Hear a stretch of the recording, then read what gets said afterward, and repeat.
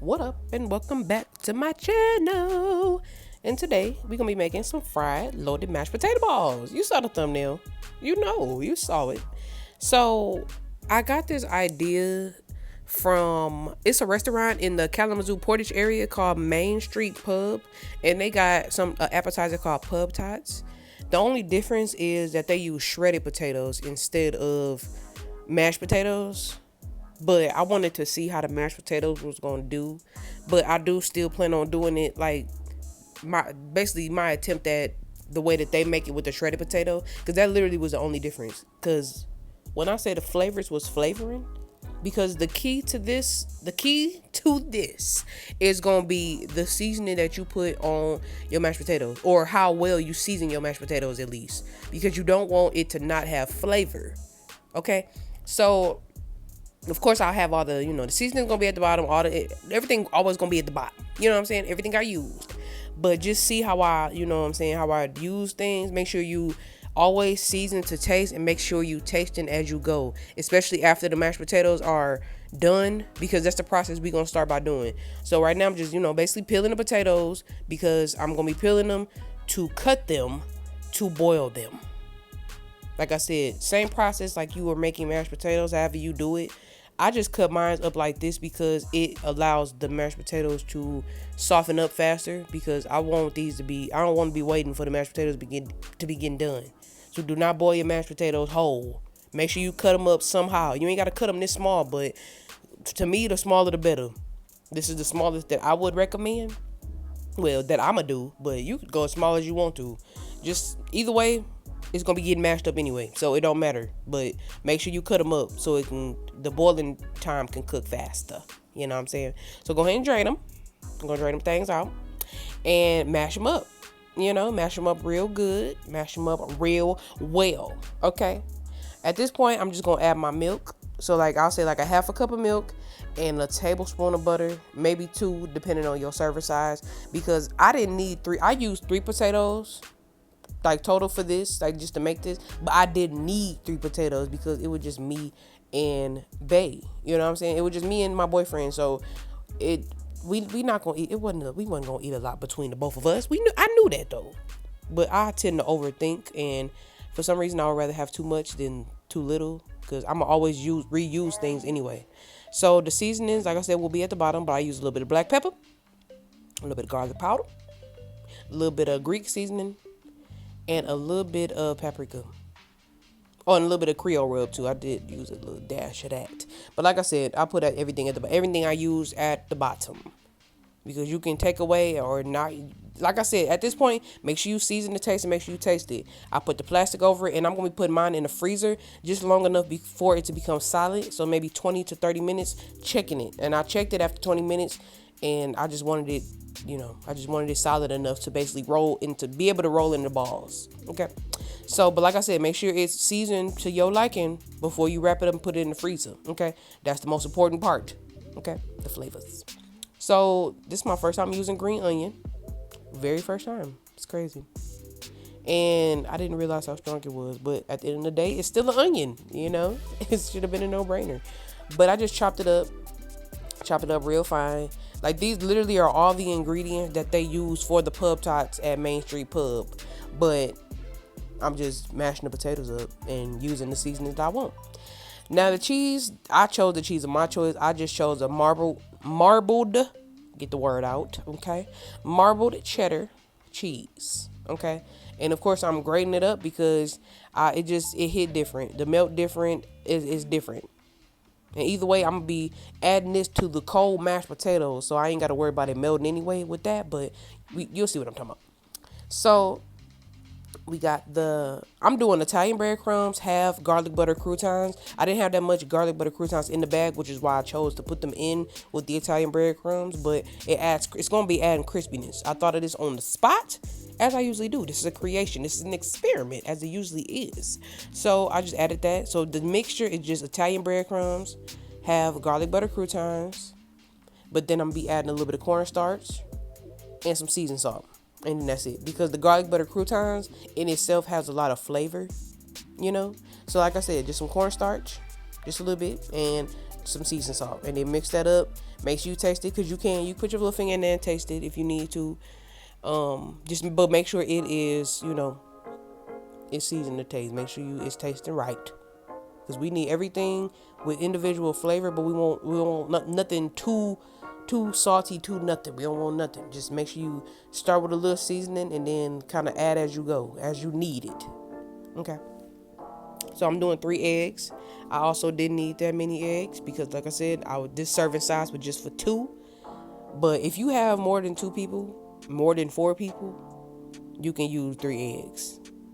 Because like I said, I tend to overthink, and I be in the mindset of go big or go home, and I need to chill.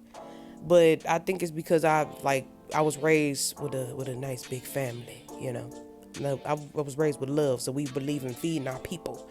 So once the mashed potatoes were solid enough, okay, you see how solid that is? That's what you want. That was about like 20, like I said, after like 20 minutes, check it. If it ain't solid enough, put it back in the freezer for a little bit. So 20 to 30 minutes tops, because you don't want it frozen. So I added everything, including the bacon.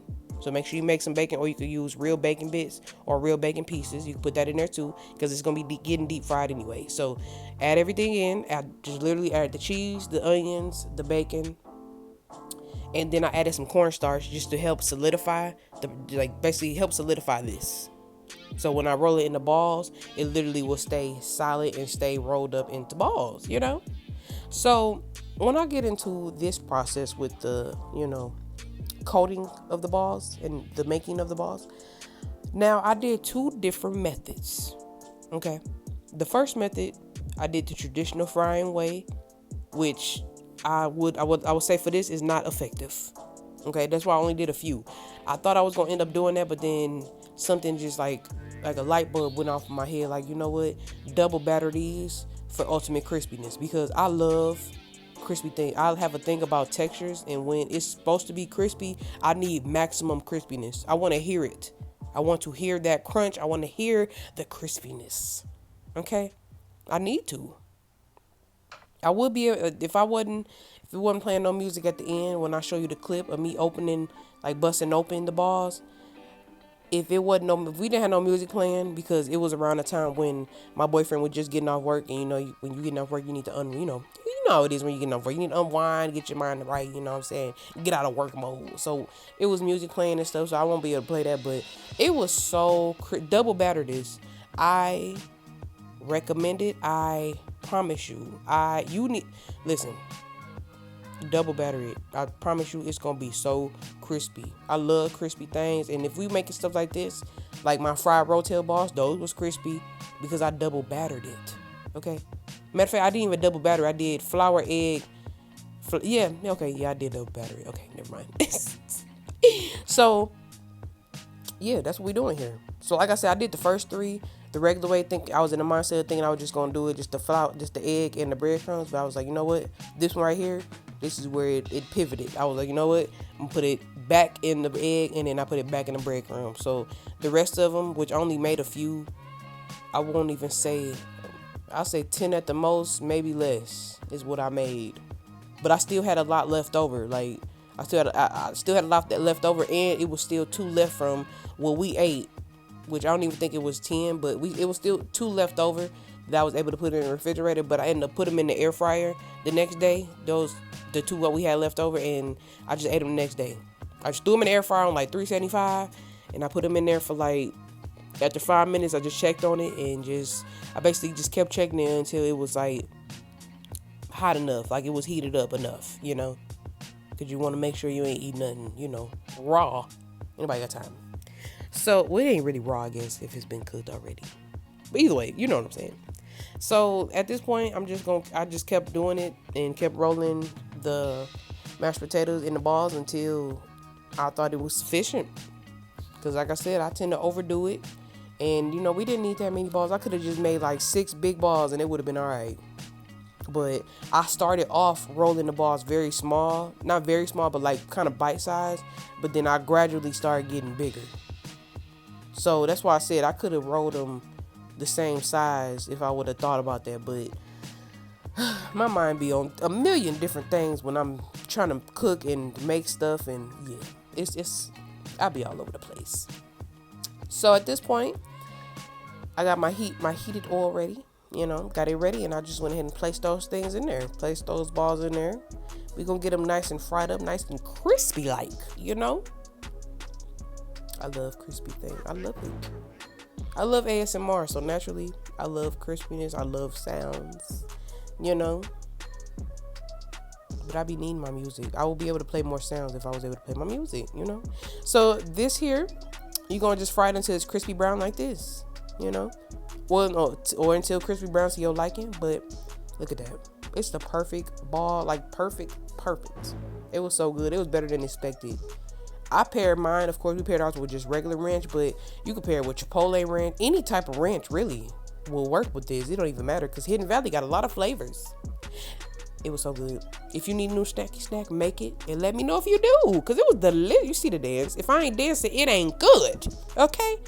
Now, make sure you follow my Instagram. Okay? We trying to build. I'm trying to get to 20. You know, I'm just trying to get to whatever I can get to. You know what I'm saying? I'm grateful for any number of followers I can get. You know, supporters, followers, everybody. I'm just grateful that this is the most followers I've ever had in my life. So I'm just grateful for anything I can get, you know? And we building on my YouTube. Make sure you subscribe, like, share, everything.